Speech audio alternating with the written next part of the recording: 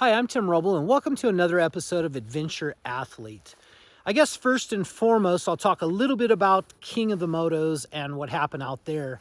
I was doing my pre-running and doing really well, riding the bike well and staying upright. Had one little major fall off a ledge, but other than that, everything was going good. Made it to Thursday. Not sure if something I ate was bad or just the stomach flu, but I thought that was going to go away and it never did. So ended up coming home Thursday night. The race was on Saturday, so I did not make the race. Pretty much felt better Saturday, but just didn't make the race. So that's my update on that. But I got some more things that are really fun and special going on. So last weekend, we went to Tacoma Hot Springs. We spent 3 days out there with Ryan. Went to the hot springs, did some hiking, went down to the China Date Ranch. That was just super amazing, me and my wife. So it was finally nice to be out with her. So some of the updates to the truck that I've done. Since King of the Hammers, I had an issue with my solar. All my fault. What had happened is when I put my WeBoost in on the top, instead of pulling the cover and resealing all of that, I just shot a hole through the top and I hit a solar line and it was hanging by a thread. So I wasn't making the power that I wanted to make out there. So since then, I have gotten rid of my 200 amp hour gel battery from Renogy. I have taken the 160 off of the side because I thought that was the problem, and ordered a new 160 for the side. So this is the new one. I got that installed and called Renogy. Still didn't solve my problem. Called Renogy and they did a great job troubleshooting everything. And long story short, yeah, I found the wire up top that was done. So what I've done is I added the old 160 that was on the side. When I say old, it's like 5 months old. So I put that on the front and that bends over the cab. So that gets last light, usually how I park. So that worked out for me really well. Unfortunately, ran my batteries down below 11.8, the single battery, the 200 amp hour Renogy, and I'm pretty sure it hurt it. I didn't want to take the chance because I have a lot of big trips coming up and I'm on a week-long road trip right now and I'm on day one, and that's what I'm here to kind of talk a little bit about. So what I did do is I bought the Renogy lithium ions, and those are 170s each. I bought 2 of them. So I'm running 340 amp hours now and 500 or 620 watts of solar on this thing. And yeah, I'm making a lot of power. Even on cold, rainy, cloudy days, I still pulling in enough. I pull in about 100 watts when it's just totally crazy outside. Another thing that I did do is I ordered some of these little lights off of Amazon, and they're a motion light. And tonight I'll come through with a little key, and you push the little button on. And that kind of gives you a cool perimeter, or when you're coming back to the truck at night. It's just a neat thing that they stay on for like 15 seconds, which is plenty. They charge up on solar on their own. Super easy. I got 2 in the back here. So that's set up well. What I did is I spent the week out with my dad. So I left this morning from Bullhead City, Arizona. Went to Williams, where I ran into planned to meet one of my lifelong high school friends, Daryl Butler. So I had lunch with him and his wife. I was heading to Montezuma's Castle. I did not plan on doing Grand Canyon. But I talked to the guy at the visitor center and he said, yeah, do Grand Canyon and then come back and then catch Montezuma's Castle. Because ultimately this is a trip to kind of find some good riding in Sedona, bicycling. Me and Lior Ibez from Lior's Motor Ride we're gonna go do a week trip in Sedona. So I'm kind of doing some pre-running and some pre-camping and kind of gonna get all that figured out for us. But made my way. Right now I'm 1 mile from the entrance of the Grand Canyon, and this is some of their dispersed camping. And just got back from a bike ride, done talking to my wife, and there's a cab over campers, like four-wheel campers, cab over campers, in like one van. There's probably 12 cab over campers. I have never seen so many cab over campers out anywhere. It's kind of kind of amazing. When I left Bullhead this morning, I always do a project with the truck. So let me take you in and show you what I've been working on. So I bought a roll of carpet, and I wanted to do some insulating and just kind of take some of the rattle and the noise out of this, and the carpet did the job. So just got done installing that. It's got padding under it. It's not secured, so I can pull this up and shake out all the stuff out of it. And now I got a super good template that for another 80 bucks, I can do this again and again, every couple years, whatever it takes. Another thing that I did while I was out at Tacoma Hot Springs is I organized this wall like I wanted to. If you remember, when I put this wood burner in, originally I had the coffee cell over the sink. Well, I hit my head on that probably, I don't know, maybe 10 times before I was like, okay, that's enough. So I moved it from there to the location where the wood burner is, and made that work. What happened there is I had to move it back over the sink. So we go do this trip to Tacoma Hot Springs. I hit my head on it another like 5 times. So I'm like, okay, new solution. Another thing that I learned was the eco-temp that I had in the back here wasn't something that was that I used. I used it one time, and that's like 2 minutes, and it's taking up space. So I'm all about less is more. So that's when I wrapped the copper pipe around the pipe here and reset up a nozzle. This is I think this is a Delta sprayer, and man, it works really good. It doesn't put out a ton of volume of water because once again, we want to conserve water while we're out. So that worked out really, really well for me. Testing it out this trip. I only take a shower about every 3 days, and this is the shower pan down here. Pull the carpets. Here is the shower curtain. So I've been doing that. I've been out in this enough. Like at the Hammers, I took 2 showers, and I just learned that, okay, maybe I don't need to do all of this with the eco-temp. So that made room for the coffee cell. Everything that I need to make coffee is located right here. Now it makes sense. This is where I make the coffee. So I can stand here, pull everything out, make the coffee. I mean, nothing better than that. Then I move the knives and everything up, because where are you using the knives? Right here on the cutting board. Just makes sense. So the heat off of this thing, I've always wanted a little bit more protection on the wall. So now I have the plates have always been there. So, but I moved all of the cookware to the wall, and man, everything really worked out really well. Another thing I wanted to do is get the oil away from the heat, because it was over here, and the little basket, you remember, like a different configuration. So working on the configurations on this, now this all makes sense, and that's kind of where I'm going with this, is like, use screws. You're going to put something up, something like this is just a plain surface. It's a canvas, and you can move stuff around, although you put a little hole, but this is a cabin look. It's okay for rustic to have a little holes and different stuff. I'll take a black Sharpie and I poke it in the holes, and you can't really, if you study this real hard, you can see, yeah, okay, I can tell where some stuff was, but not a big deal for me. I really, really love what's going on here.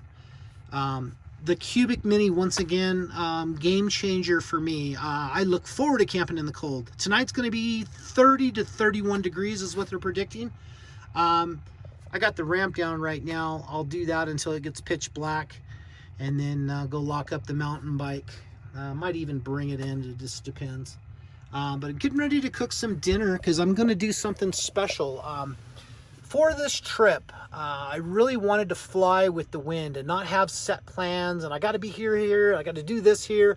I just wanted, like, one time in my life not to have a crazy packed schedule, because that's what my life is really about. It's about dates. You look at my calendars, there's something bang, bang, bang, bang.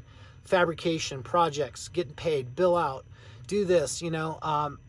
This trip, I'm like, I wasn't even going to head to Montezuma's Castle. I talked to a guy that we were friends with in Redlands, Dave Rose, and he told me about Montezuma's Castle, that I should go there. I was wanting to get a national park pass anyway. I want to get that secured, because in Sedona I can use that to park. So instead of paying $5 a day to park at the trailheads, I can have the national park pass, and that'll kind of pay for itself this trip. I'll do Grand Canyon, Montezuma's Castle, and whatever else pops up. Not in a hurry. But stopping in Williams today, I went in, and guy was so informative in the little kiosk there, the information center. And I asked him, you know, should I go to the Grand Canyon or Montezuma's Castle first? You know, what makes the most sense? And he said Grand Canyon makes the most sense, and then go up to Montezuma's Castle and then drop down to Sedona. So we looked at it on the map, and I'm like, yeah, that does make good sense. So that was my plan for that. So I got to talking to him, and I said, well, I'd like to go down to Phantom Ranch and come back up. And me and my wife had done Bright Angel about maybe 7-8 years ago. And we had a good time on it, and we actually performed pretty well. Well, now I'm in way better shape. I have no problem kind of running a half marathon now. I won't say no problem, but I struggle, but I'm slow and I'm consistent. So we got to talking to him, and he was giving me this little the little map from the Grand Canyon Center. And I said, he's talking about going down South Kaibab and coming up Bright Angel, because, you know, I really want to see Phantom Ranch. I haven't got to see it yet. We were so close, but didn't make it. So it's about 18 miles of what he's telling me. And I plan on kind of doing a little trail run. I'll probably trail run most of the down, and it's just easier on my body. And then I'll probably take a break, you know, maybe a little lunch break, 1 or 2 o'clock. I'm an intermittent faster, so I won't have breakfast. I'll get up and make coffee here, 6 in the morning, alarm set, 1 mile to get to the gate, and then I'll jump on the tram. I'll get a good parking on Bright Angel side, so when I come up out of the trail, the truck will be parked there, because I'll probably be totally over it by then. So then I'll take the tram system around to South Kaibab, and I figure it's going to take me 8 hours. We'll see what happens. Don't care. Tonight I'm going to go through, I got 2 of my camelbacks that hold 3 liters of water, and I have them really set up. One's kind of set up more for a 1-day survival pack, and the other one is my mountain bike pack that's set for 3 days. So I'll have to change some things away and change some things around. I'll take some emergency supplies and some food, of course. I'll probably refill water down at Phantom Ranch. I have a purifier in both bags. I don't know if that's necessary, but I'm always prepared. Anyway, that's what's really going on right now. You can see now I've been parked in the trees for the last, since like about 2:30. And the batteries is at 13.1 and 300 and what is it, 40 amp hours is just amazing on the Renogy. It did change up. I got a mess kind of going up here because I got some carpet and bags and stuff packed, but this little area right here, that gel battery was set up so it was sunk in the floor, and I had to build a box up to hold the new lithium ions, and I wanted to go ahead and keep my my water bottles. I use those. The glass one is a ½ gallon. I use that to make sun tea, and then I carry 5 of the other ones that are ½ gallon. I tend to use those first. Once again, I got 14 gallons under the sink to run the faucet, and then I have the Lifesaver, which is located down here, and that's a water purification system. You can take that and put it in a stream, and it's got a giant filter. I think it'll filter something like 100,000 gallons of water. Matt and Amy, I forgot what their channel's called now, but I watched all of their stuff, and that's one of the things that they had when they did their trip down to Baja, and I think they went all the way to Panama. And I thought, you know, for somebody like me, that's something I would really like. I always say 2 is 1, 1 is none. You know, fire extinguishers, water, sources of fire, Sources of cooking, you know, I can cook on the wood burner. I also have the cooking in my drawer here.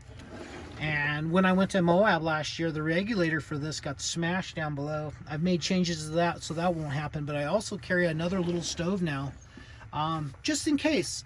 You know, once you're out and you're enjoying this environment, you really don't want to go back into town just to kind of fix your stuff and work on your stuff. I do enjoy working on the truck even when I'm out. It gives me something to do. But absolutely love this truck. There is plans for another truck coming up. I don't know when that build is going to be, but I'm going to build a 14-foot box. It'll have a full shower and bathroom in it. Still going to be the Thetford porta potty, you know, the cassette type toilet. It'll be a wet shower, but I'll have a 5-foot garage, because what I'm learning is I would love to have my bicycle inside. I love to have my motorcycle inside. Eventually, I'm going to buy a paramotor. I want my paramotor inside the garage, and I also carry an inflatable kayak and paddleboard. So yeah, that's going to be a lot of stuff packed into a 5-foot garage. But as well as I've nested everything around here, I'm sure that's not going to be a problem. Anyway, long-winded for today, but I've kind of got over my fear of not knowing where I was going to sleep at night. I'm using iOverlander and freecampsites.net, and I'm also just talking to people. And this is the first time that I left in the morning that I really did not know where I was going to sleep. When I did the Moab trip, I chickened out and just pushed 8 hours through to Moab, and then parked at the old Spanish Trail Arena for the Rally on the Rocks. So I'm really proud of myself to do this. There's a nomad for nature. Her name is Roxy, and I met her at Tacoma Hot Springs, and she's been van lifing for 15 years full time with way less than a rig like this. Just the happiest, nicest lady you could meet, and she does this every night. So if she can do it, I know Big Bad Tim can figure out how to do it and have the confidence just to go pull over and check things out, and trying to change that aggressiveness in my personality of just pushing through. Let's make it happen. Got to make the mission happen. Got to make the project happen. This is a point in time in my life where I just kind of want to go and enjoy myself. I don't want to drive more than about 2.5, 3 hours a day. I want to park with a full tank of gas, and I want to camp. And I don't want to have a crazy schedule on trying to figure out what I'm going to do and how I'm going to do it. But that's going to be it for now. I know long-winded, but I'm going to do a video a day of where I'm at and what I'm doing. So tomorrow's is going to be 18 miles of hiking the Grand Canyon, and trials, tribulations, and happy times. So I'm going to record the whole thing. So that's going to be it for now. Thank you guys so much for watching. If you haven't liked and subscribed, please do. It helps me out. Hit that little notification bell. I've got a lot of new content coming that is going to be pretty spectacular, so stay tuned.